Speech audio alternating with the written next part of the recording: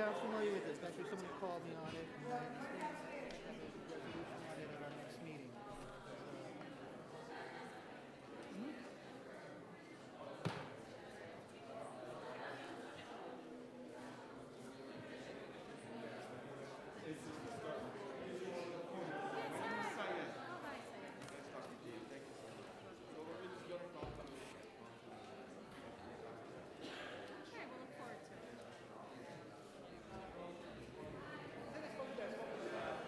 Yeah, I was just looking at that today, and I'm afraid of Oh, I know why they're here. This is in my district. I know. so we'll definitely find it. Okay, good.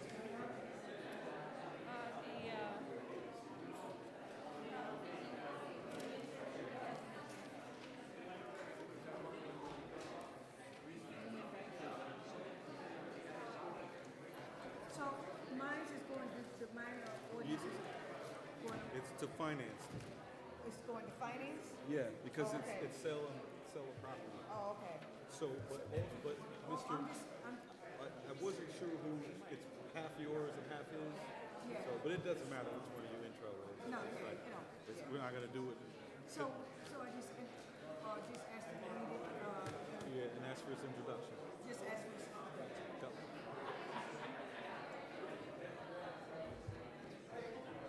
Yes, you did twice.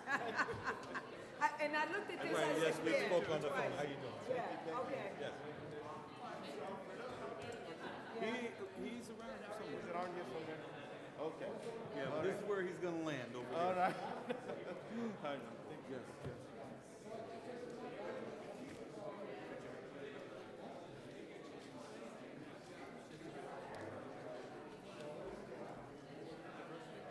So, you know,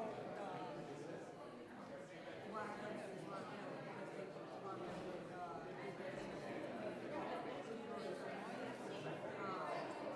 Oh, the thing is, I support that though. But go ahead. We can talk about that. We don't have to talk about it before. Maybe we can grab coffee or lunch or something. Oh my Talk about God, it. John McDonald's, the mayor's But so what's going on? You were about to say something. the whole block. The whole block. What? Are there different people hanging out there now? Or? Trash. Everything.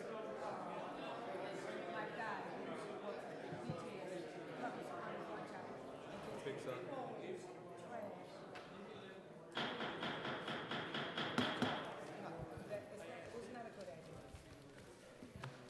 Good evening.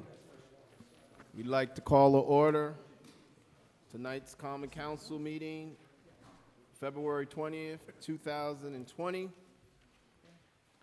Can the clerk please call the roll? Anani. Valorant. Conti. Here. Dochette. Here. Fahey. Here. Farrell. Here. Flynn. Fredericks. Here. Fredericks. Here. Hoey. Here. Igo. Here. Johnson. Here. Kimbrough. Here. Love. Here. O'Brien.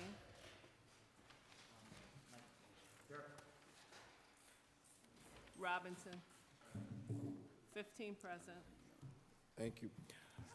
Please stand with me to say the Pledge of Allegiance, and after that, we'll have a moment of silence.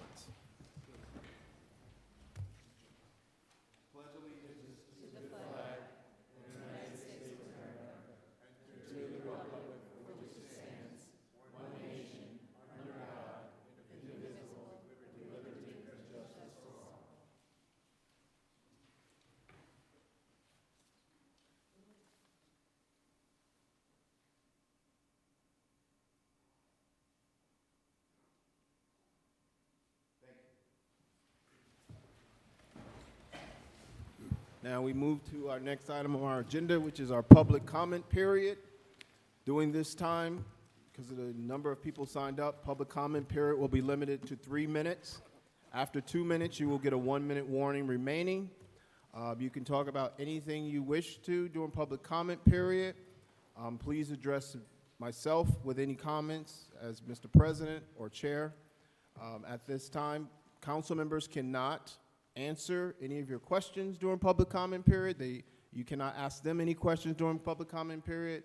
If they choose to do so, they will talk about or speak on your matter at a later point in the meeting. So we have a number of people signed up. So, and we'd like to get to everyone.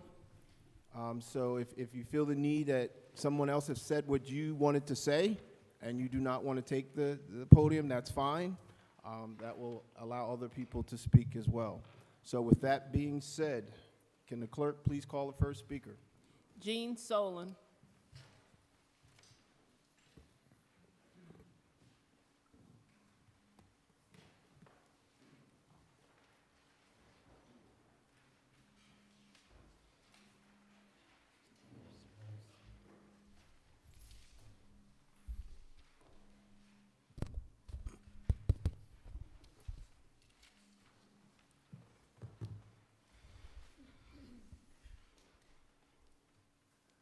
Good evening.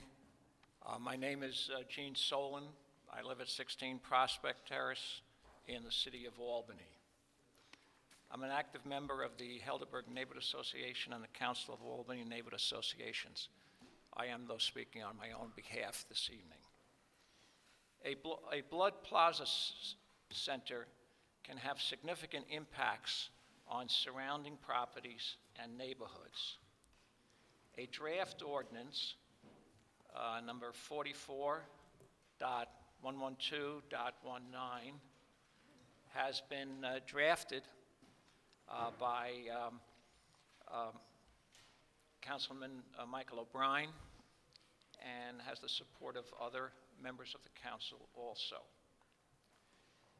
A key element of this proposed ordinance is a 1,000-foot buffer from the boundary line of a household, a home, a residential residence, or a group living residence, a religious institution, a school, or a park.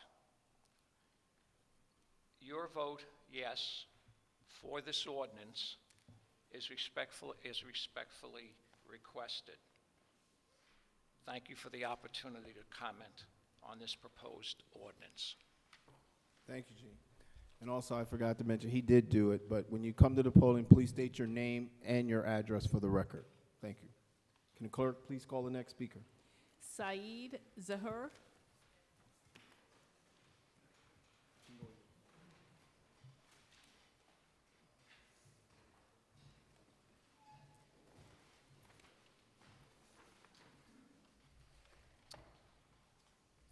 May I stand?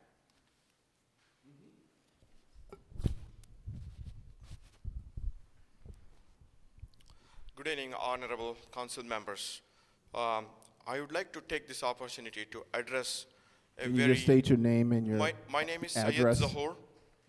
I represent the Albany As-Salam Mosque on 280 Central Avenue. Thank you, sir. And I'm representing based on my ethnicity, as I'm from India, and also a lot of other people of Indian origin. So here I have come to address the recent Citizenship Act passed in India. This act has a very discriminatory nature by itself. Right now, the government that is been in place in India is called as BJP, and it is also synonymous with its mothership organization called as RSS.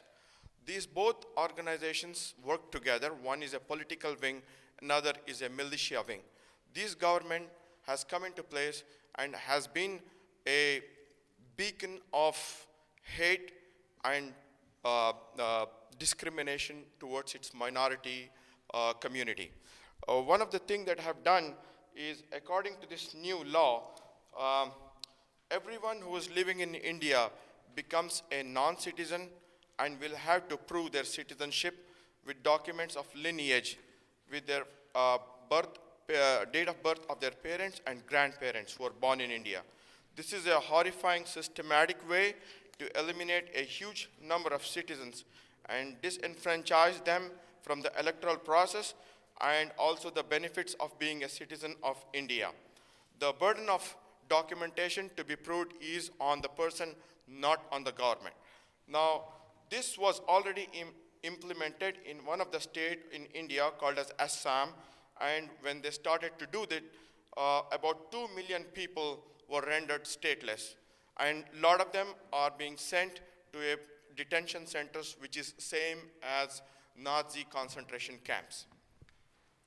Now, I wanted to just bring a quick attention to the government of India and its leader, Mr. Narendra Modi. In 2002, Mr. Prime Minister Narendra Modi was the chief minister, which is same as a governor of a state. During his regime as the state governor, he was overlooking a brutal massacre that happened in which about 2,000 Muslims got killed. And so far, nobody has been penalized or 1 minute remaining. has been sent to jail. So this has been a very brutal regime, and he has been come to power. Now this government right now is backed and is been originated. The founder of this of this party, RSS and BJP, is having clearly admired the Nazi Hitler, saying that they have done really good in purifying the race. And they are doing the same process of purifying the race to saying that this is a Hindu Rashtra, means this is a Hindu government. We will have Hindus, and there will be all other religions will be subservient, including Muslims, Christians, and other tribal people who are living there. We request all the council members to address this situation, pass a resolution, and make sure that Albany speaks, and it is not that any citizen hears this and keeps quiet. One thing I would like to Time say, is up, sir. the last thing, you know, this is the saying of Martin Luther King. He says, injustice anywhere is threat to justice everywhere. And we have to address this, and I request all council members to talk about it Thank and you, sir. take it ahead. Thank you so much. Can the clerk please call the next speaker? Katina Mazadonis.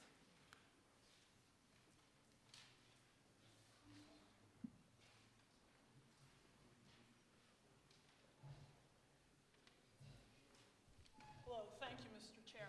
My name is Katina Mavadonis. I live at 59 Melrose Avenue. I'm active in the Melrose Neighborhood Association, though I'm not representing them. This is my own personal opinion at the moment. I'm here to speak in favor of Councilman O'Brien's ordinance resolution for the 1,000-foot setback with plasma clinics. There are a number of problems with private plasma clinics. In the United States, you're only allowed to sell your plasma 2 times a week.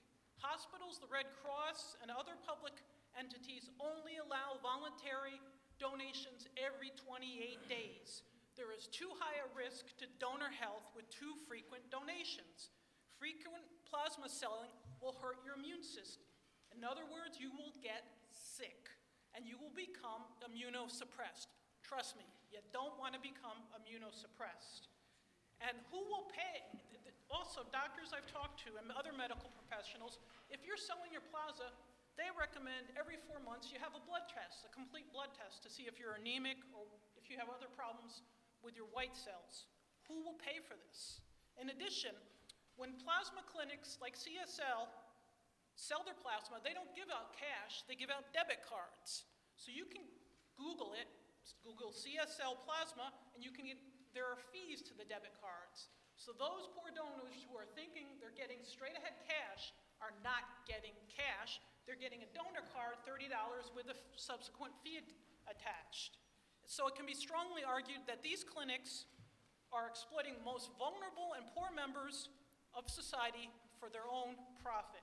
So until federal legislation comes down the pike, and it's already coming down the pike with the World Health Organization and some of it through the FDA, I urge you to enforce the 1,000-foot setback on this clinic, just like the cities of Cleveland, Phoenix, and many other numerous smaller cities have done.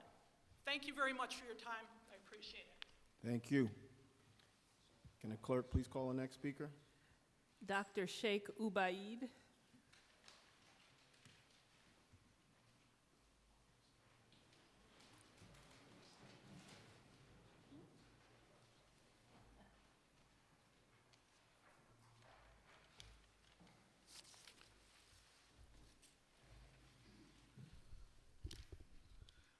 My name is Sheikh Ubaid.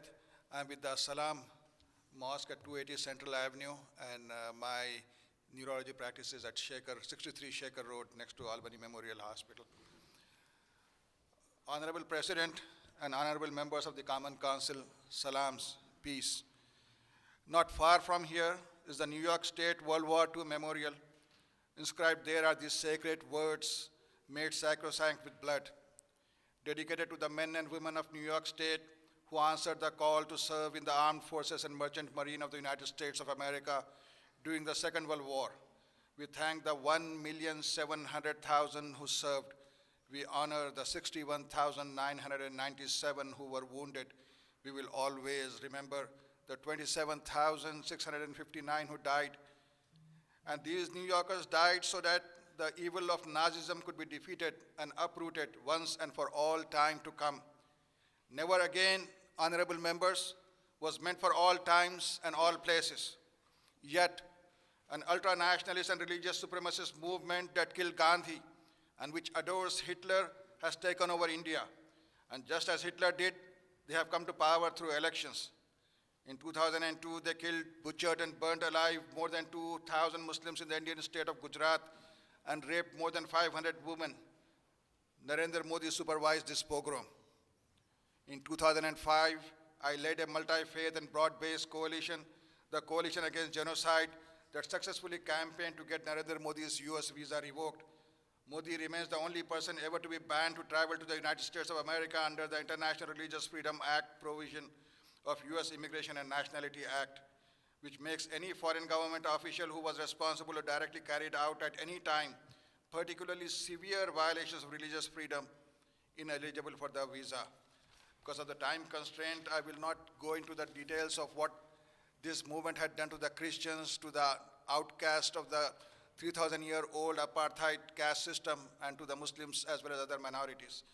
Now that they have come up with a set of, now that they have come to power, they are trying to draft a set of draconian laws which are cunningly camouflaged and intended to disenfranchise tens of millions of Muslims and the outcast Dalits. Previous passports, voting cards, affidavit from family members, etc. will not be accepted as proofs of citizenship. Decades-old documents are required in a country where tens of millions live as homeless or almost homeless and are illiterate and have no documents. Tens of millions will be rendered as non-citizens. Dozens of massive detention camps have already been built. These set of cruel laws include NRC, National Register of Citizens, to take away the citizenship through conducting a survey called NPR, or National Population Register, and CAA, or Citizenship Amendment Act, to restore the citizenship to only non-Muslims who had come from Pakistan, Bangladesh, and Afghanistan. Clever that it makes these Muslim countries as villains and deprives the poor Indian Muslims without the documents of any path to citizenship. The outcast Dalits will get a citizenship, claiming to be from the neighboring country, but will lose their affirmative actions, so the Dalits will also lose out. Yes, it kills multiple birds. RSS is not only ruthless, it's also very cunning. Sir, your time is up. Thank you. Okay. I appeal to you that to pass this resolution against these laws, and also I just want to take just a little bit of time to say that Sir, I warn you just sir. as a, okay, thank you. Thank you, sir.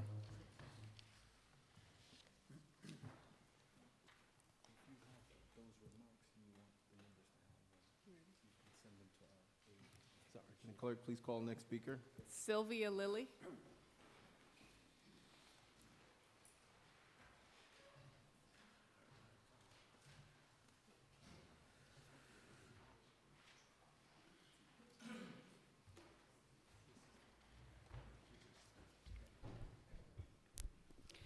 Hi, I'm Sylvia Lilly. I've owned 13 Arcadia Avenue for 24 years. I'm here today about my renewal permit for my tenant's property, my first floor flat, which I rent out. We've had the same tenant for about 12 years. The process has always been we get a reminder letter, we set up the inspection, they come, we write the check, we get the renewal. I had questioned somebody that I know who's involved with some city things recently and said, you know, my permit expired in January of 2019 and I haven't gotten a renewal yet, and I'm sure the city could use my $50 that I pay for this permit. A few weeks later, I got in the mail 2 pieces of mail from code enforcement. One was a letter, and one was a letter that I had to sign for, a certified letter. So I opened the letter, and it said that I was in violation, that an inspection had occurred, and that I needed to, you know, take care of this permit. So I called code enforcement, and I said, you know, I never got, she said, well, your permit's expired. And I said, I understand that, I have it in front of me. I see that it's expired. I've never gotten a renewal for it, as has been the practice for the dozen years that I've had this rental property. And she said, that's a courtesy, we no longer do that. Nobody notified, I had no idea of that. I know that when my dog's license needs to get renewed, I get a letter in the mail. When my DMV registration needs to get renewed, I get an email that notifies me of that. So I then received the second letter, which said exactly the same thing as the first letter, but the city spent $6.90 to mail me an identical mailing before they even give you an opportunity to respond to the first mailing, which seems incredibly inefficient and expensive. So I called code enforcement and I spoke to the person whose name is on the mailing, and I found his attitude to be pretty much as aggressive and unfriendly and hostile as the letters that I received. So I'm just I wanted to express my dismay that the place where I own my property, where I pay my garbage fee, where I pay my taxes, where I pay my water bills, chooses to deal with owners of properties in a way that's really very unfriendly, overly expensive, and inefficient. So, thank you. Thank you. Can the clerk please call the next speaker? Ashar Atta.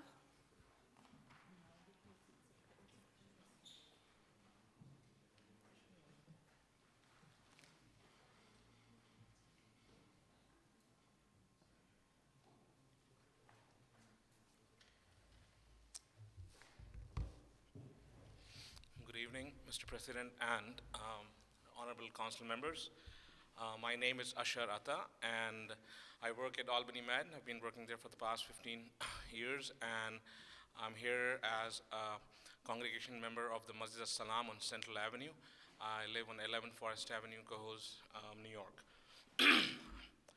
So on December 11, 2019, the Indian Parliament passed the Citizenship Amendment Act, which for the first time uses religion as a criteria for Indian citizenship. The law violates India's secular constitution and has been challenged in its Supreme Court. Despite protests, the government continues to bulldoze and has built Nazi-like detention camps. The situation continues to worsen by the hour and the day, and as the government is becoming increasingly dictatorial and anti-minority, the laws have triggered fears of marginalization and disenfranchisement among India's Muslim minority, who form 15% of the country's 1.3 billion population. So we have tried to reach out via phone and email to the honorable council members, and the response has been supportive in general.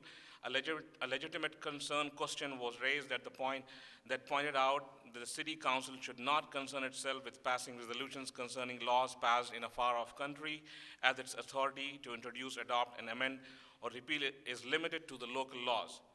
In all humility, I would like to remind the council, honorable council members, that the council also functions to protect the interests and of the residents within their respective ward. Indian immigrants are a big and important part of the minorities that have made Albany and the Capital District their home.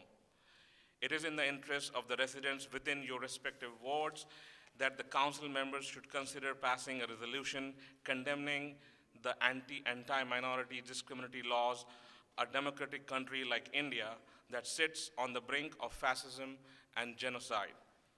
The ripples of such a drastic socio-political catastrophe in a country that comprises 1/6 of the world's population will be felt across the world, including melting pot cities like the city of Albany. So therefore, I request you all, council members, to to pass the resolution condemning those laws. And on March 1st, in the town of Colony at 3:30, we have a small presentation. 1 minute and remaining. we extend the invitation to all the council members to know more about the law and its effect, and why a city like Albany and every city in the United States should be involved in raising voice against such laws across various cities and countries across the world. Thank you very much for your time. Thank you. Can the clerk please call the next speaker? Alana Klein.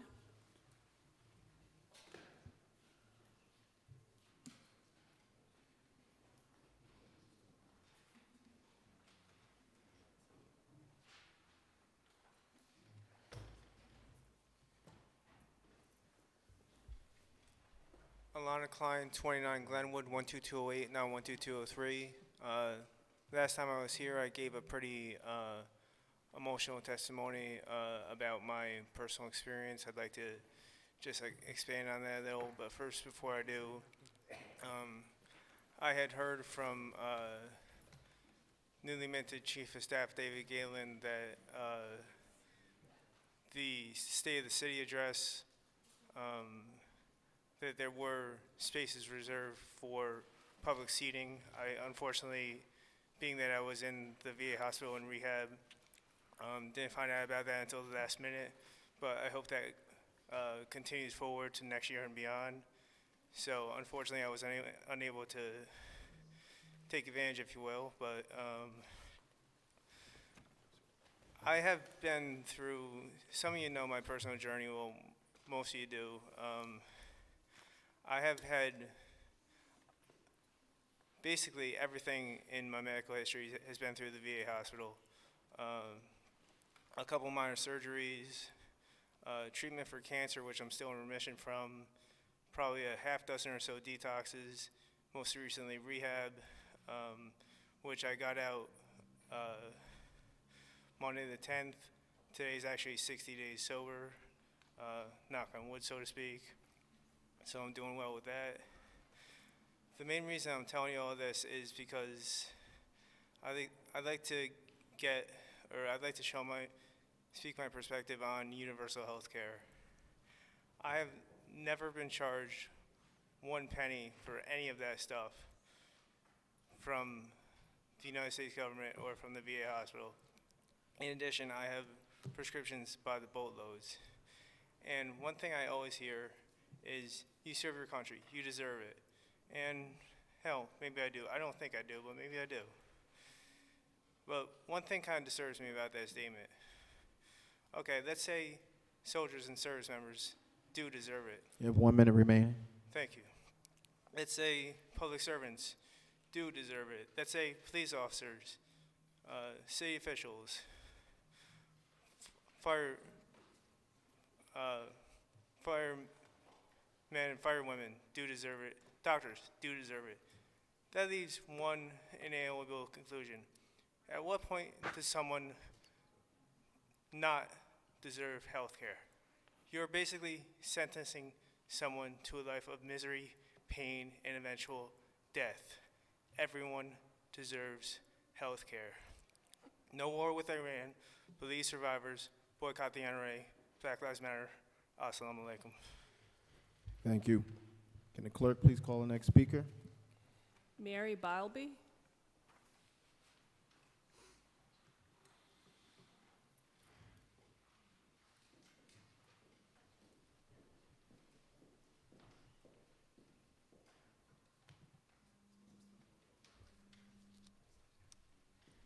Good evening. My name is Mary Bilby, and I'm representing the League of Women Voters of Albany County.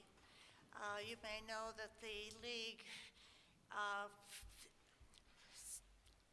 takes positions on various civic matters and recommendations to political decision makers. And at our last board meeting, we passed a resolution that we support the adoption of community choice, aggregation, as a way to encourage the generation and use of renewable energy sources, to reduce greenhouse gas emissions and aggregate energy purchases for municipalities and to save residents money and inconvenience. And it also fits in with our sustainability goals in the city of Albany. By the way, I am a resident of 9 Davis Court in Albany. The League urges the council to adopt local law B and join the regional CCA. And I might mention, as a personal matter, for over 10 years, my family has been a member of a provider of renewable energy, Rocky Mountain Energy Company. And they charge more. I'm sure I'm paying more, but I felt that it was worth it over that time. Once Albany adopts the CCA, I won't have that extra expense. Thank you. Thank you. Can the clerk please call the next speaker? Tabassum Insaf.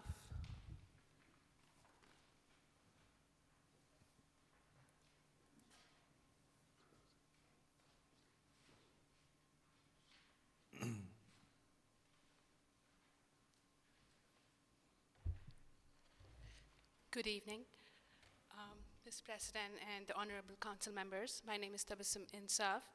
I work at the Corning Tower as a state government employee, and I am a member of the As-Salam Mosque at 276 Central Avenue, Albany. I live at 11 Forest Avenue, Cohoes. I speak today on behalf of the Indian American community and their well-wishers in your wards. As you're now aware, the Indian government has recently passed laws that are against the secular constitution of the country. And these are based on religious discrimination. And as a result, the minorities in India are facing a lot of persecution. Any protests in the country have been met with police brutality, charges of sedition, and extrajudicial internment. Now, we passed out some informational material to you, and as you can see, we have outlined that India, and this is from the Genocide Watch, that India is now at step 7 of the Genocide Watch. So we are at an imminent danger of genocide in this country, in India. Some US Congress members and senators have already written letters to the US Senate's Foreign Relations Committees. A letter was published by Senators Graham and others condemning these actions by the government of India. Congresswoman Pramila Jayapal has put forth a resolution in the US Congress, which highlights religious persecution in India. And our local Congressman Paul Tonko is a co-signer on this resolution. Statements condemning these actions have been put forth by leaders of the European Council. At a local level in the United States, the City Council of Seattle, Washington, and Cambridge, Massachusetts passed resolutions condemning these discriminatory laws. The two laws together are the latest steps in a systematic persecution of Muslims and other minorities in India that are similar to the situation in Nazi Germany. There is an attempt to render millions of people stateless, and the civil rights abuses are akin to the era of the Jim Crow laws in the United States. As you know, the state of California has just issued an apology for the internment of Japanese citizens during World War II. We cannot on this day be silent spectators to a plan that, if unchecked, may result in illegal detentions and statelessness of a scale that the world has not seen before. As an Indian American, I'm deeply affected by the situation in my home country.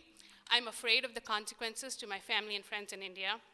And the governing party of India receives a lot of money from the extreme right-wing supporters here in the US. And it is imperative that cities and localities across the United States express their anguish and condemnation of such activities. International pressure and economic sanctions may be a powerful tool to combat this growing fascist ideology.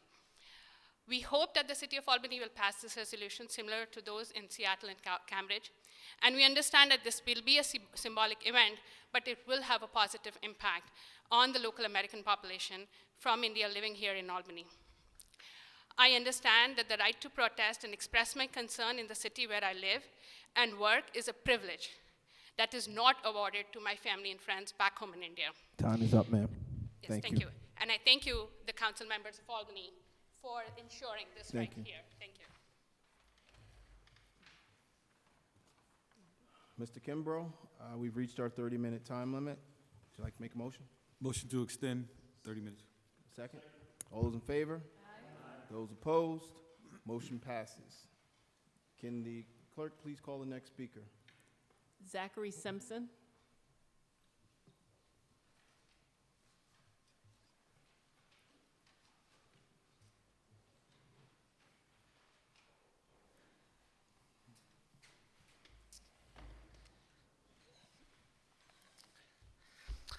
Thank you, Mr. President, members of the council, for the opportunity to speak here tonight.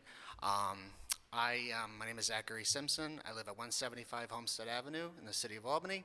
I am vice president of the Upper Washington Avenue Neighborhood Association. I serve on the executive committee of the Council of Albany Neighborhood Associations. I just want to commend my councilman, Mike O'Brien, for Ordinance 44.112.119. Which is going to create use-specific standards for blood plasma centers in the city of Albany. I just brought some papers with me today. I did do a lot of research when CSL Plasma came to my neighborhood in December 2017. I just wanted to bring some of that with me. I've had about 24 articles. It ranges from research journal articles, magazine articles, news stories, talking about some of the issues with the inconvenient truths, as I say, of plasma centers. So I just want to submit these for the record tonight. I did speak up 3 times at 3 different planning board meetings on the topic.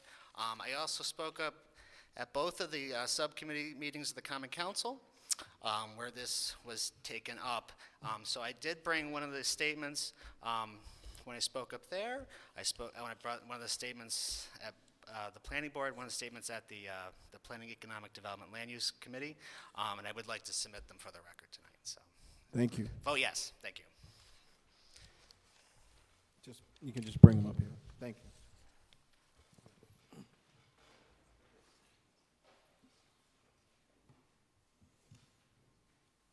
Thank you so much. Can the clerk please call the next speaker? Maureen McCauley.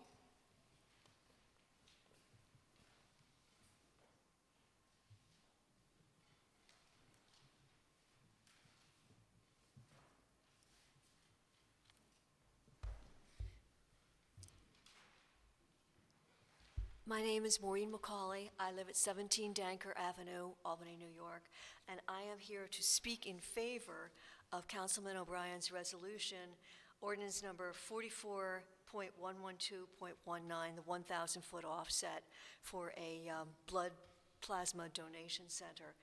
As part of the Upper Washington neighborhood, we first learned that CSL wanted to build wanted to go into an empty store in Hannaford Plaza and make it a blood donation center. We knew nothing about blood donation centers until that happened, but we educated ourselves, and what we found out was that there's a collection center, and that's what this would be, and that's where people donate blood, and then CSL swishes it around and sends it to what is called a plasma logistics center. It keeps it there for 6 months before it sends it off to Australia, and that's where the manufacturing comes in. They call it Fabric National or something like that, but anyway, that's where the plasma is turned into the pharmaceutical products. So we became familiar with that, and we also became familiar with there were problems attendant with many of these centers. This is an enormous business. CSL made $21 billion in sales in 2017. At this time, it has over 200 plasma donation centers in the United States. blood is money. It is big business. But we found that there were problems associated with these centers, crime.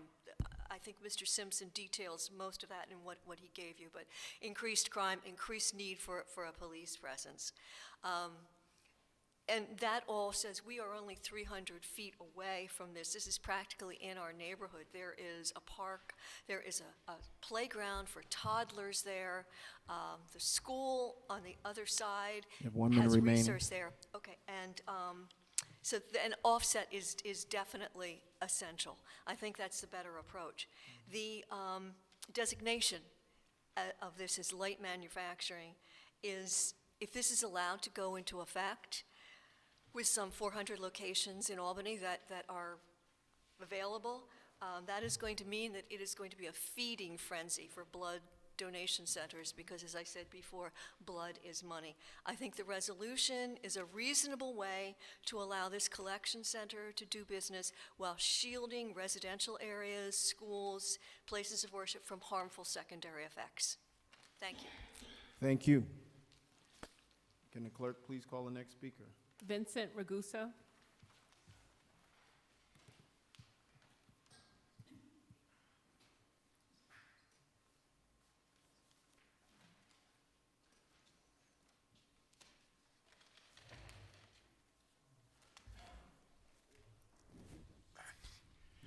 Good evening. My name is Vince Raguso. I live at 13 Beach Avenue, and I am president of Eagle Hill Neighborhood Association. I am in favor of Ordinance 44.112.19 that Mr. O'Brien has in front of you, and where there is one of the things he has in there is a 1,000-foot setback. He just didn't take a 1,000-foot setback. It's unfortunate that the planning board did not do the research that Mike O'Brien did. Mike O'Brien did the research, not only with the 1,000-foot setback, but also other things that he has in here. No sense mentioning it. You're probably going to hear a lot more of it. So I'd like to see that passed. And the other thing, I understand everybody's worried about an Article 78 by the attorney of the people that own that plasma. Well, who says there's not going to be another 78? What about Hannaford? You think Hannaford is just going to sit there and let a plasma clinic come in 2 doors down from them and not worry about the business or the clientele they have? I think we're all wrong here. I think we better look. And it's unfortunate. The planning department was asked by this council to come before you and to discuss not only the plasma center, but also they were asked in other incidents with the USDO to come and talk to you people. They never showed. Never showed. That's to tell you how bold and brazen they are. So with that being said, you're going to have another one pretty soon, the CCA, Community Choice Aggregation. Is that a good plan? I think anything that sounds good, you have to think about it. And that's what I asked this council to do. I put the piece of paper on there, the pro and con of community choice aggregation. And to take the residents of the city of Albany and basically automatically put them into this program, and they can definitely opt out. I want to tell you, in the 15th ward, I have nationalities. A lot of them don't understand English. A lot of them speak English, but probably would not understand a letter that I just picked up out here of opting in and opting out. Did anything come from the planning department to maybe the residents and the small businesses? What was going to happen with CCA? Had nothing come out. Not because they anticipate this common council, who represent roughly 7,500 to 8,000 people, you're going to be the messenger. And a lot of you people think that the neighborhood association is going to be the messenger. I am.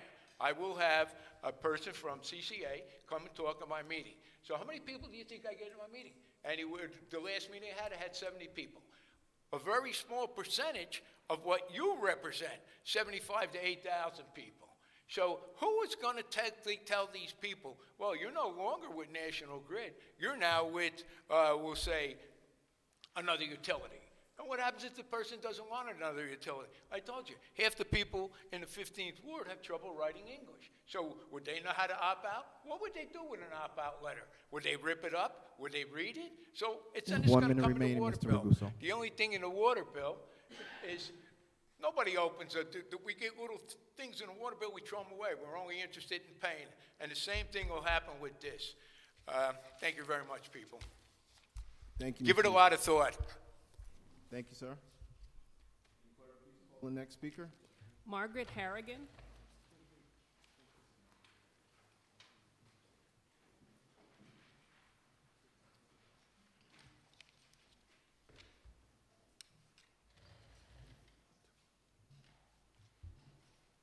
Good evening. My name is Margaret Harrigan, and I live at 160 Rosemont Street in Albany, New York. I'm here to support the ordinance of Councilman O'Brien, 44112.19 regarding blood plasma centers. Albany is a city of people and neighborhoods as well as government and businesses.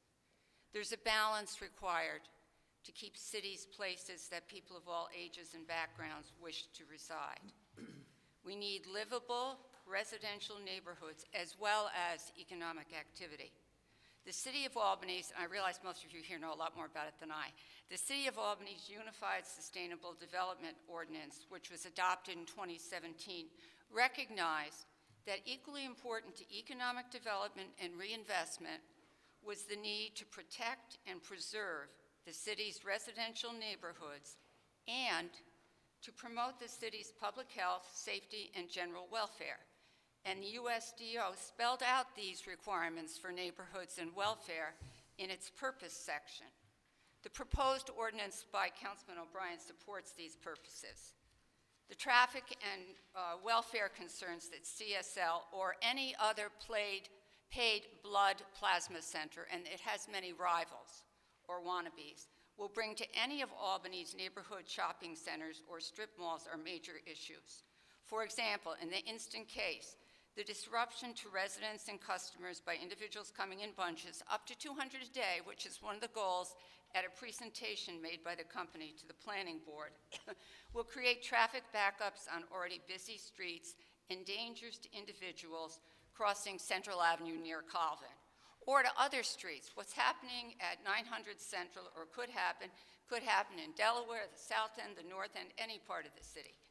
CSL, and probably other blood plasma collection centers, does nothing to alleviate these situations because it chooses not to schedule its clientele. You have 1 minute remaining. We know from reports at other centers that trucks can add to congestion and safety problems. You've already heard about a number of the safety issues and health issues. Scheduling and queuing issues are a big problem, particularly when things aren't scheduled. So there have been reports in other cities of sanitary and public indecency issues. Basically, I think that this ordinance is a reasonable precaution that the City of Albany can take to maintain its neighborhoods without interfering with sustainable development. Please adopt this ordinance. Thank you for your time. Thank you. Can the clerk please call the next speaker? Lynn Jackson.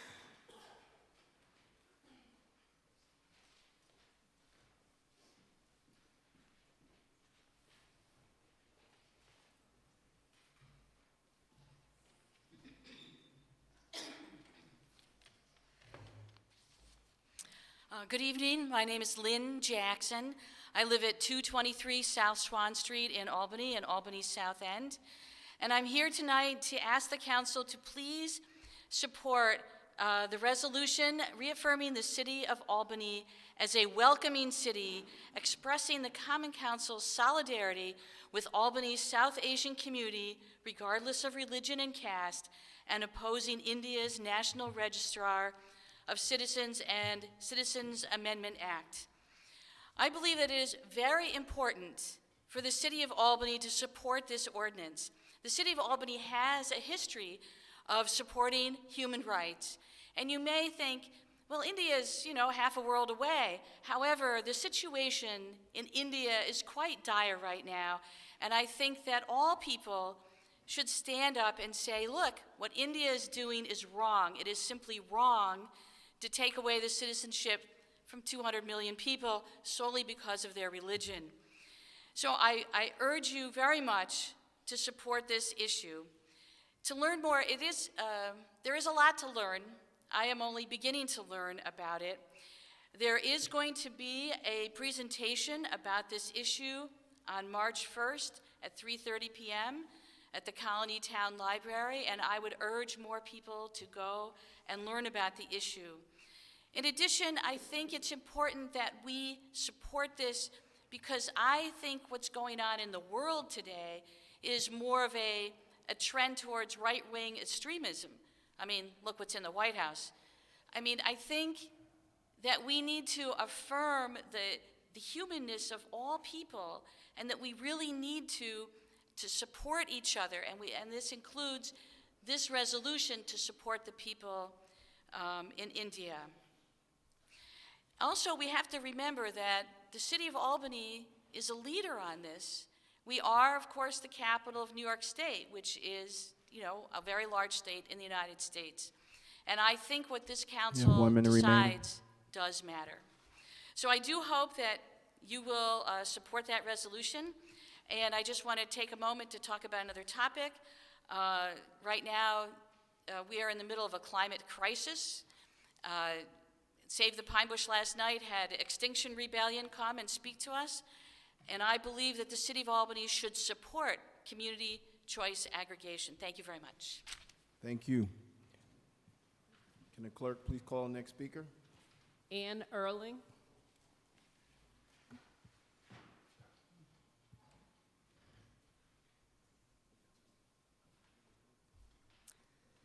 Hi, my name is Ann Erling, and I live at 242 Woodlawn Avenue in Albany. And I'm here to speak again in support of forward action on community choice aggregation.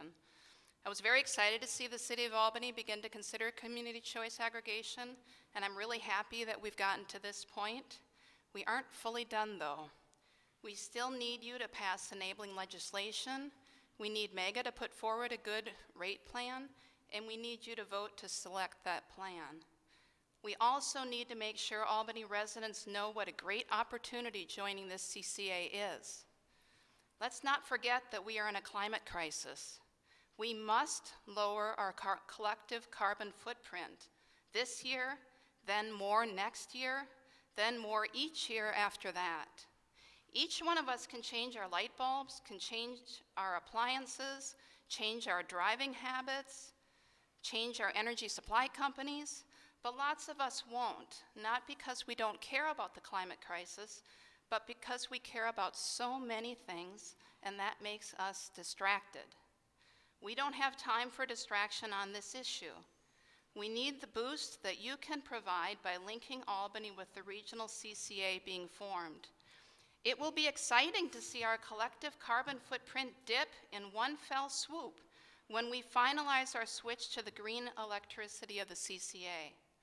All of us, but also maybe especially you officially, need to help Albany residents understand that this CCA offers them the opportunity to confront this climate crisis in a positive way, to begin to turn the tide. Albany residents need to hear how effortlessly they'll be able to make this contribution. Wouldn't it be great if cutting our carbon footprint was always this easy? We don't have to do anything. We don't even have to pay more. What? And we get the good feeling that we're helping stave off a climate catastrophe. What could be better than that? Not everyone in Albany knows this, so we all, including you, have some messaging work to do. This is You have good 1 minute news. remaining. This is hopeful news. People are concerned about the challenge of opting out, but there will be no reason to opt out. Why opt out of such an effortless and inexpensive way to contribute to saving life as we know it in the face of this climate crisis? I'm eager to see Albany continue to move forward on this CCA, and I'm eager to see what we'll take on next. Joining a CCA isn't the last step we'll need to take to turn around this climate crisis, but it's an essential step right now. Thank you. Thank you. Can the clerk please call the next speaker? Tina Lieberman.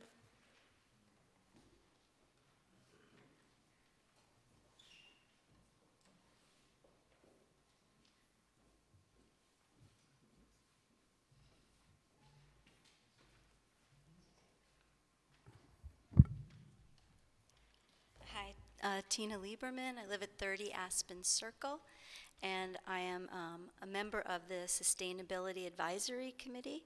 And as a member of the Sustainability Advisory Committee, we support community choice aggregation.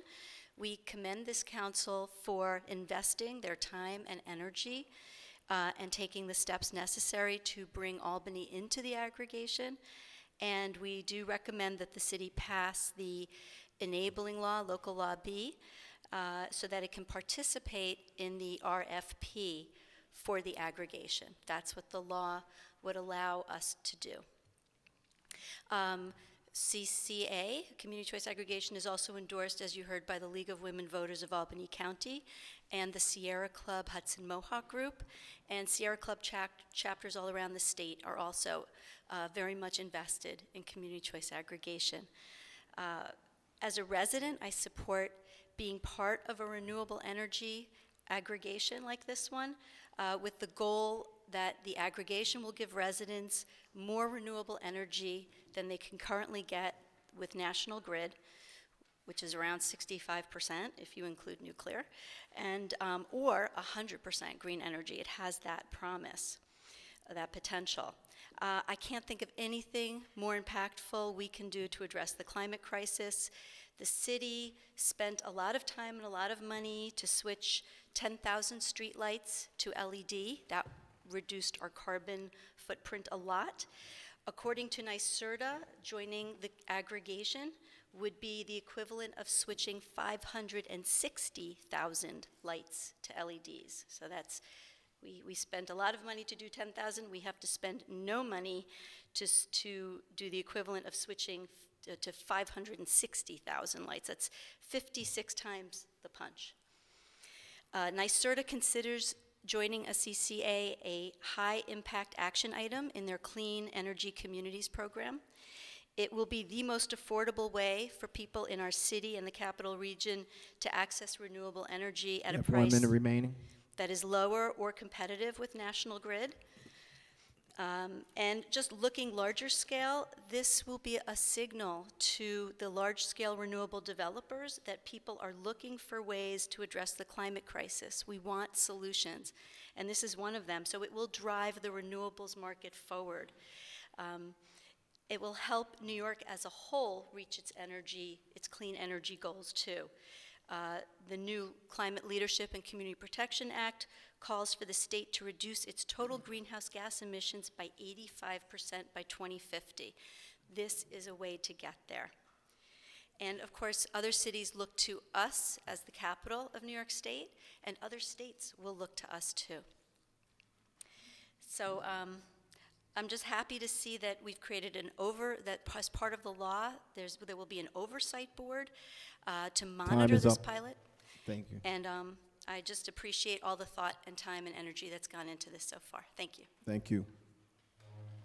Can the clerk please call the next speaker? Daniel Kirk Davidoff.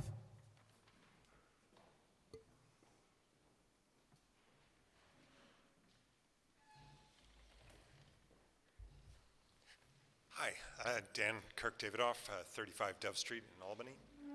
I'm also here to speak in support of joining community choice aggregation. I really appreciate all the work that you all have done getting us to the point of actually doing this.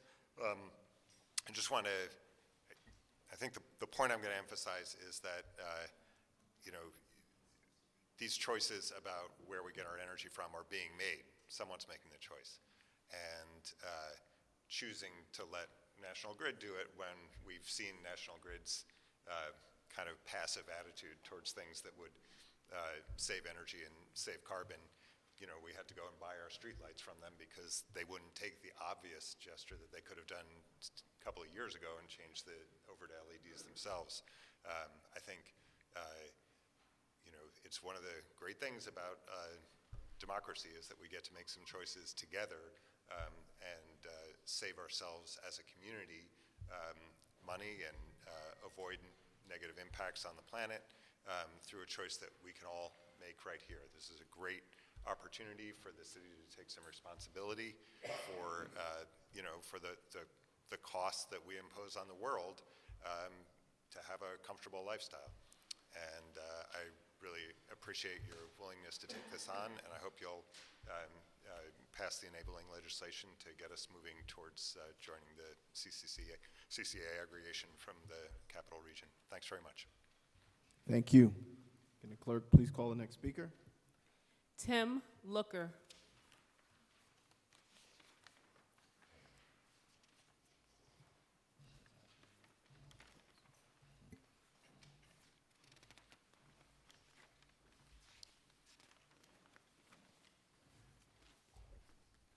My name is Tim Looker. I live at 146 Winthrop Avenue in the city. I'm here to speak in favor of Councilman O'Brien's ordinance number 44.112.19. Besides the things that have been mentioned, there's a couple fundamental things. I found that there's international organization that decides about donating products and stuff and has guidelines, and they consider that plasma sellers are not reliable at screening their questions. Only people that donate it for free are, and that's what happens when you donate to the Red Cross. And the Red Cross does separate the plasma from the blood that you give and use it for similar purposes. So I'm not in favor of having it in the first place, and I think if we end up having them, they should be in some guidelines for the problems that it causes, because it attracts people of lower income, people that are sick, and that leads to another problem. There are some things that they cannot test for, that diseases that are caused by things in your blood, and so they have to rely on the answers to questions, and those questions are not reliably answered by many people who are down and out and just looking for the money at that time. And this also attracts drugs and such problems.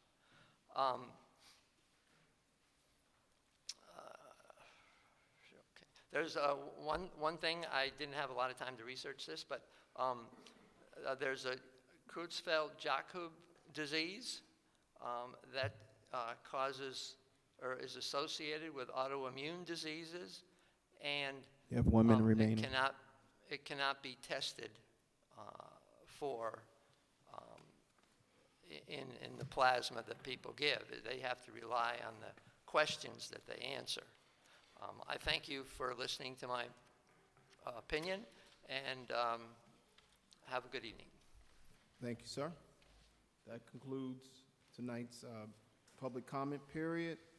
As we move on to our agenda, approval of minutes from previous meetings. Mr. Kimbrough.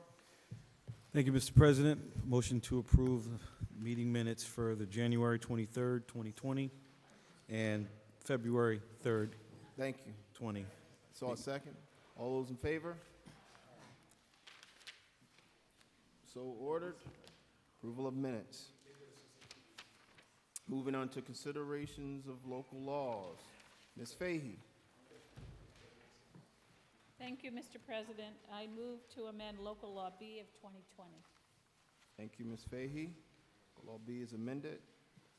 Mr. Kimbrough. Rest of the local laws are held, sir. Thank you, Mr. Kimbrough. Reports of standing committees. Ms. Fahey. Thank you, Mr. President. The Planning, Economic Development, and Land Use Committee has met on both Wednesday, February 12th and Thursday, February 20th on Local Law B of 2020. Tonight, we also met on Resolution 92120R on February 12th. Tonight, Local Law B of 2020 was passed out of committee. Thank you. And we'll be meeting again next week, date to be determined on the accompanying Resolution 92120. Thank you. Thank you, Ms. Fahey. Mr. Conti. Thank you, Mr. President. The Council Operations Committee will be meeting on February 27. We'll be considering Ordinance 34.101.19 in relation to vital statistic fees and Resolution 11.21.20R in relation to the Legislative Black and Hispanic Caucus. Thank you, Mr. Conti. Any further reports? I think that is. Moving on to consideration of ordinances introduced. Ms. Love. Thank you, Mr. President. I noticed ordinance 2.22.20 and ask for introduction. Thank you, Ms. Love. Can the clerk please read the ordinance? An ordinance of the Common Council authorizing the sale to Roy Vincent of a city-owned vacant lot at 187 Henry Johnson Boulevard, 217 3rd Street, and 219 3rd Street. Mr. Kimbrough. Thank you, Mr. President. Referred to Finance. Thank you, sir. Moving on to ordinances held. Mr. O'Brien. Thank you, Mr. President. Pursuant to a notice which I made at the last council meeting, I asked that for a council vote, pulling ordinance number 44112.19 out of committee for a vote thereon tonight. As amended. As amended. Thank you, sir. Can the clerk please read the ordinance? An ordinance amending paragraph. He asked for a vote on the amendment. He asked for a vote.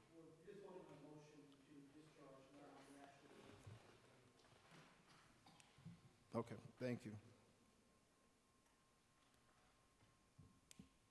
Individually? Well, just brief comments, because I was going to comment more in detail when we actually vote on the ordinance. But this is a matter that's been pending for over 2 years. And at the time that we enacted our Uniform Sustainable Development Ordinance, there was no thought even of a blood plasma center. But our ordinance, of course, had the provision in it for amending it. That was provided for because we realized that things were going to come up that would require the ordinance to be amended.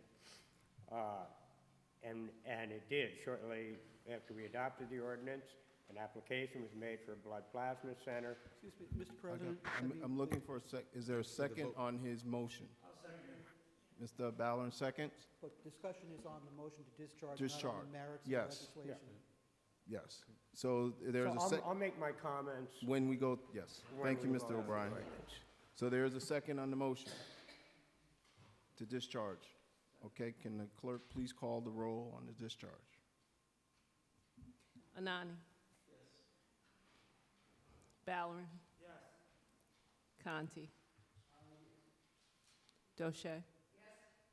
Fahey. Yes. Barrow. Yes. Flynn. Frederick. Yes. Hoey. Yes. Igo. Yes. Johnson. Yes. Kimbrough. Yes. Love. Yes. O'Brien. Yes. Robinson. 14 in the affirmative. Motion to discharge passes. Can the clerk please read the ordinance? Is that the? It's got an intro. Move to amended pass. He already did that, though, on the record. Okay, Mr. O'Brien, even though you already did it. Thank you, Mr. President. I move for passage of ordinance 44-112-19 as amended. Thank you, sir. Can the clerk please read the ordinance? An ordinance amending paragraph B and paragraph C of Part 3 of Chapter 375 and Part 6 of Chapter 375 of the Code of the City of Albany in relation to the operation of blood plasma centers. Discussion on the ordinance. Mr. O'Brien? Yes. This has been under consideration for over 2 years, in October of 2017, after about 2 years of discussion on creating a new Uniform Sustainable Development Ordinance, we passed an ordinance which had nothing to say about blood plasma centers. What we did was we created a number of categories that refined existing uses. We had passed a comprehensive plan, a comprehensive 2030 plan in 2014, and stated in that was the concept that we were trying to streamline the code, but we were very cognizant of preserving what has naturally evolved as the neighborhood uses that existed, that have come to exist in Albany.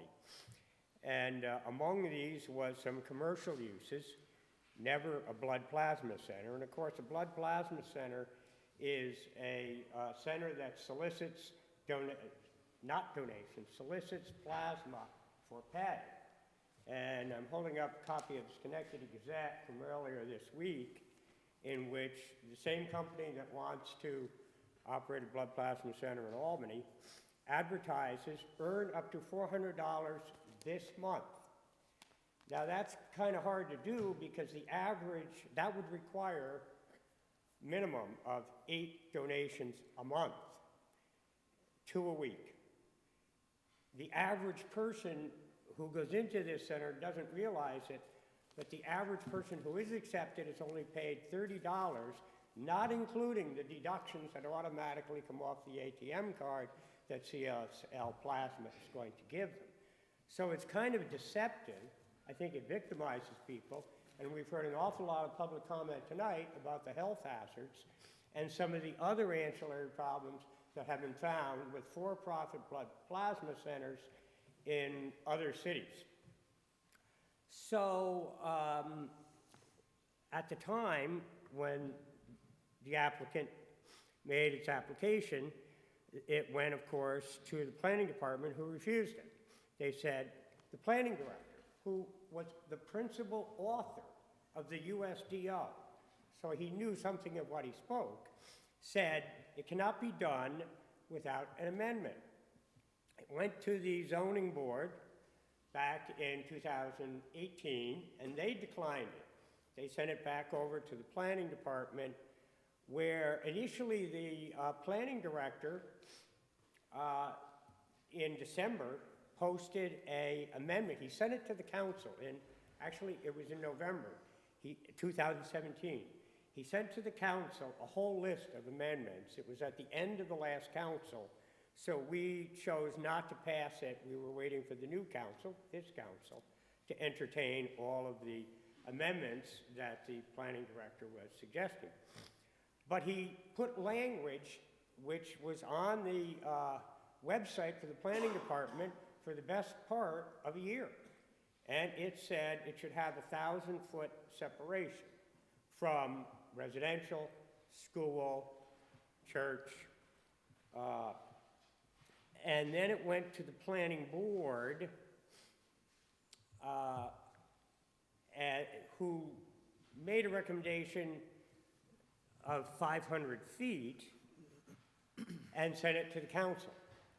The council was disinclined to entertain the motion in any fashion, really, and it got tabled in committee. And then the applicant applied for a de novo hearing in front of our zoning board in October of this year. And our zoning board, the planning director came into the zoning board and he said, it requires an amendment, it requires an ordinance. It's not an office, it's not a medical clinic, and it's not retail. So the zoning board sat on it for 2 months. They issued a decision and they said it's light manufacturing, which I found to be a rather unusual determination because nothing is manufactured. Now, I was on the council that adopted the USDO, and we were putting categories in like light manufacturing, and that was obviously meant to be the kind of low-impact manufacturing that existed within the city. We never even discussed blood plasma, nor would I, in any event, have considered blood plasma as a manufactured item, as a mere commodity. In fact, I think it's morally demeaning to put it into a category that was never intended to hold it, and to basically classify blood plasma as a manufactured commodity. So, since the planning board rendered that decision, and they put it in writing and filed it on February 11th, I felt the immediate necessity of doing what the planning director said was needed to pass an ordinance. I had submitted my ordinance last year and felt the need then to call it out of the committee. We had a discussion about it at the caucus for the last meeting, and I think most of the council members agreed with me that we needed to pass an ordinance to define this subject. So my ordinance basically defines blood plasma centers, and it says it's a facility used for the extraction of blood plasma, or blood components from human beings for commercial for-profit purpose, and that is not an accessory to a medical clinic or hospital. And I think it was necessary to define it this way because in the various meetings that I sat through where the applicants came in and compared their operation to the Red Cross, I thought was a misstatement, and I felt we needed to define blood plasma center in a correct way. And it also redefines light manufacturing to state the obvious. This shall not include a blood plasma center. And it does the set-offs, the 1,000-foot set-off that Chris Spencer originally recommended, that has been adopted by many, many municipalities, not all, but many. And it also addresses some of the deficiencies in the original ordinance that provided for outdoor queuing. So I'm asking, and I think it's necessary at this time to pass it. That's why I'm calling it out of committee tonight. And I just want to note a couple of other things. You know, we asked the planning department, you know, when it was proposed at 1,000 feet, as it was originally proposed by the planning director, the question came up, oh, well, you're limiting us, you know, you're banning it from the city of Albany. So we asked the planning department to come up with how many potential sites there are under no buffer, which is what the zoning board decreed, and that would make 493 potential sites throughout the city, probably in every ward. A 250-foot buffer would be 284 potential sites, 500-foot buffer, 234 potential sites, and a 1,000-foot buffer, 106 potential sites. So it's not a universal, although I think the whole concept has to be looked at very carefully. I think, as some people have pointed out in the public comment tonight, I think it takes advantage of underprivileged people who are hard up for money. I think there are health hazards associated with donating blood twice a week and getting paid far less than you were promised. So I ask your support on this. I think it's necessary, and as many of the speakers have said, a very reasonable way of handling what we're confronted with. Thank you. Thank you. Mr. Johnson? Thank you, Mr. President. I will be supporting this and flatly because 1,000 feet is needed when you have schools involved. As we know, I work at Giffen, and we're surrounded by a bunch of these type of situations that leave a lot of unwanted attention on our neighborhoods, and I think that we are showing a responsibility to these neighborhoods that these type of businesses will pop up in, and giving them expectations, because clearly there weren't expectations thought of clearly many years ago when they made some of these decisions where you have these type of businesses operating in school environments. So I will be supporting this resolution. Thank you. Any further discussion? Ms. Farrell?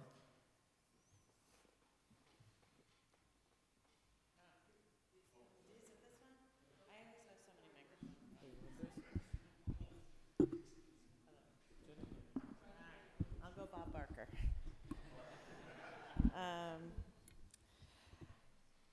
I just want to read a few of, within the past 5 years, there's been a lot of articles on plasma quote-unquote donation. And I just want to read a few of the titles of those articles. What is the blood of a poor person worth? New York Times. Is money tainting the plasma supply? New York Times. How plasma donation companies target the poorest Americans? The Atlantic. Blood plasma, sweat, and tears. Selling what's in your veins to get by. The Atlantic. For-profit medical companies are making tons of money taking poor people's blood. Why thousands of low-income Americans, quote-unquote, donate their blood plasma to for-profit centers. ABC News. That notes the U.S. supplies 94% of the world's paid blood plasma. In fact, the U.S. is a major exporter of plasma. It is a money-making operation. It is against the law in the U.S. to sell organs because it exploits poor people. It actually is not against the law to sell blood, but as a society, we've decided that that's kind of morally not okay, so you don't see that very much. But somehow it's okay to quote-unquote donate for money plasma. I personally have a moral issue with any company that exploits the residents of my city, especially our most vulnerable. I understand that by law, we have to find a place in zoning for everything that is not technically illegal. That's fine. But I do think that all of the morally questionable things should have the same zoning. And that is not light industrial. I do not understand how we can consider body parts and products light industrial. I think everybody makes their living in a different way. If you can put your head on the pillow exploiting people, that's your choice.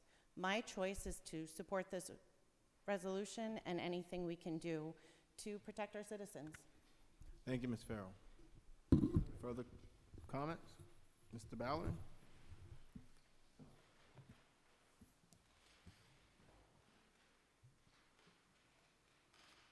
This has been brought to our attention for quite some time now. I remember going to a planning board meeting to talk about this, because at the time, like Councilman O'Brien said, we were talking about the planning board was deliberating between 1,000 feet, which is what at the time Chris Spencer had recommended, 250 feet, 500 feet, and many of the people that are here today shared a lot of information at those meetings. The planning board at that time said 500 feet. Then came to the council. At the planning committee meeting, we had a lot of discussion. It wasn't a vote, but the concession was 1,000 feet. Again, there wasn't a final vote. I then hear that it's going back to the zoning board to start all over again. I understand we were asked by our legal department to pull it last year. We were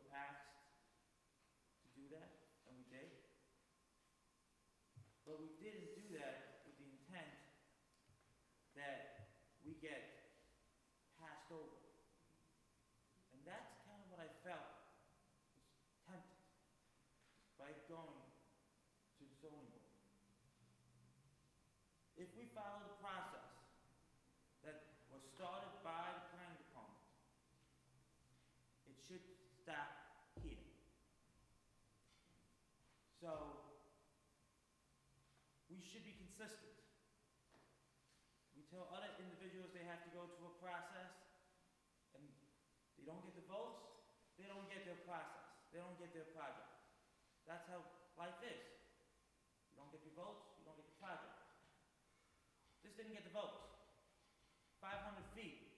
The planning board's 500 feet would not have allowed it to go where it's looking to go now. So, many of us have ruffled feathers with the planning board throughout the last few years.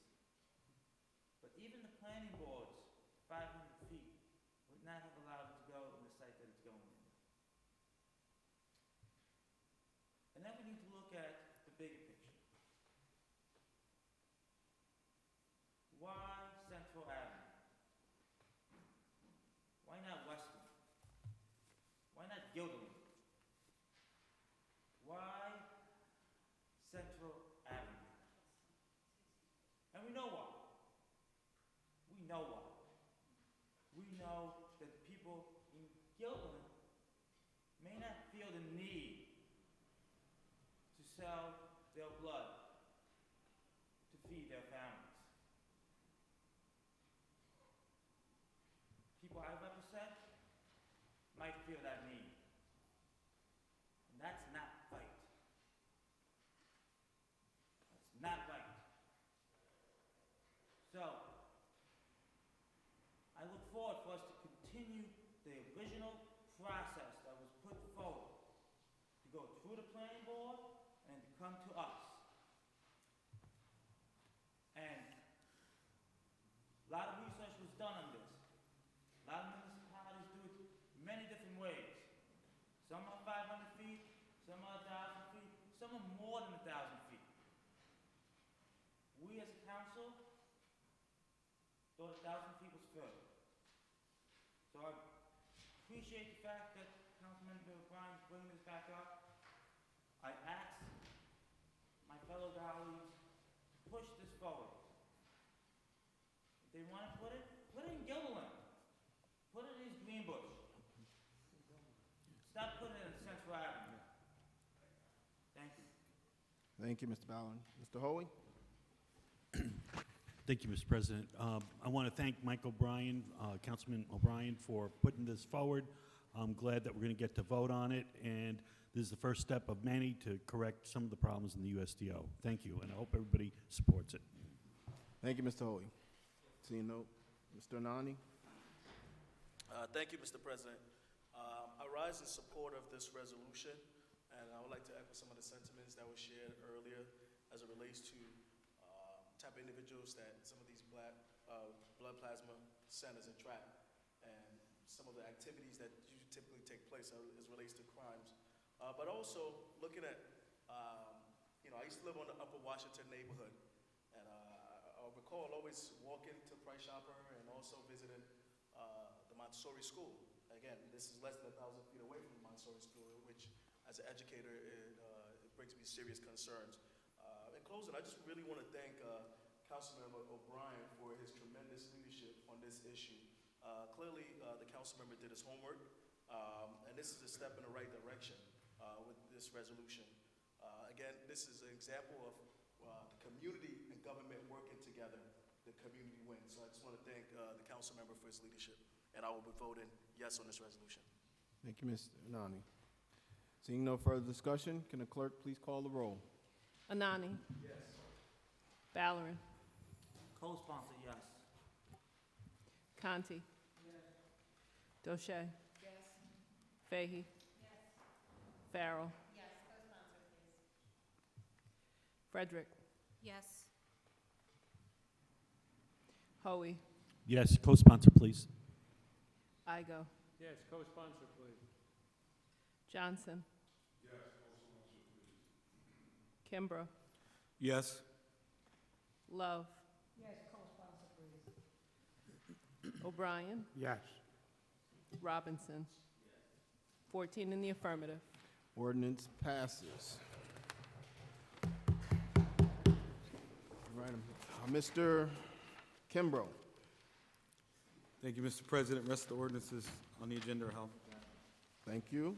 Moving on to resolutions introduced, Mr. Anani. Thank you, Mr. President. Jeez.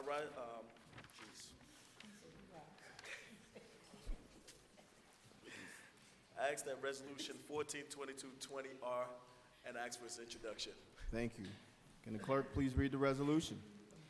A resolution supporting Assemblymember Faye's legislation directing the New York State Department of Transportation to conduct a study on the feasibility of removing Interstate 787 and replacing it with the traffic features that will allow easier access to the Hudson River waterfront and provide reasonable traffic operations.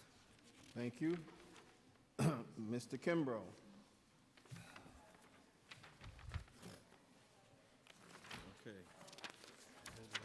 Okay. Rest of the resolutions on the agenda are held. Thank you. Moving right along. Majority Leader Farrell. Commissioner G.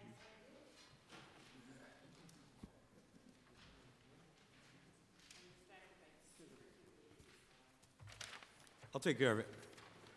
Thank you, Mr. President. Go ahead. I offer a list of names for appointment of Commissioner Deeds and waive the reading of the names. Is there a second? All those in favor? Aye. Motion passes. Moving on miscellaneous or unfinished business. Mr. Hoey? On the resolution 142220R, was that assigned to a committee? I might have missed it. Say that again?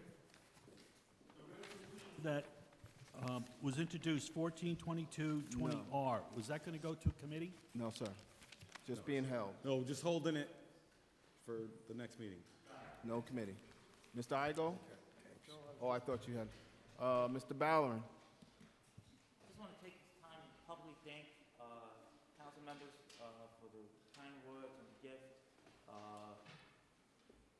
I found a great deal of newfound respect for Councilman Robinson and his wife. Yes. After having my first little one, they got 2 little blessings. So, I look forward to us playing in the parks over the summer. I wanted to just publicly thank you all for your kind words and the gift. I also wanted to let you know that at the next council meeting, I will be bringing forth a resolution regarding the issues in India that were brought up today by many of the residents. If you have any questions, if you have any concerns, please don't hesitate to contact me. This is a way for us to support our congressman who is pushing for this at the federal level, but also a way for us to show our residents and our growing populations, that we've got their back, and that Albany is a welcoming and open community to all. So, thank you again. Congratulations, Mr. Ballerin, to you and your lovely wife. Any further discussion? Motion to adjourn. Second. All those in favor? Aye. Meeting adjourned. So, thank you.